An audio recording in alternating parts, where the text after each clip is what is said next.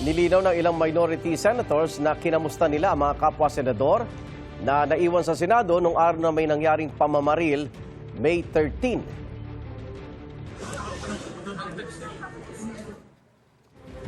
Si Senador Win Gatchalian nilapitan si Senadora Pia Cayetano sa plenaryo ng Senado noong Miyerkules.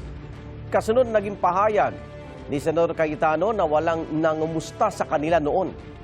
Sinabi rin ni Senador Erwin Tulfo sa aming panayam kahapon na nag-message sa kanilang group chat ang ilang minority senators mag-aalas 10 ng gabi noong May 13. Sabi naman ni Senador Tulfo, baka hindi lang ito napansin ng senadora. Ayon naman kay Senador Ping Lacson, paano mo kukumustahin ang anyay mga masayang nagkakainan at nag-livestream pa?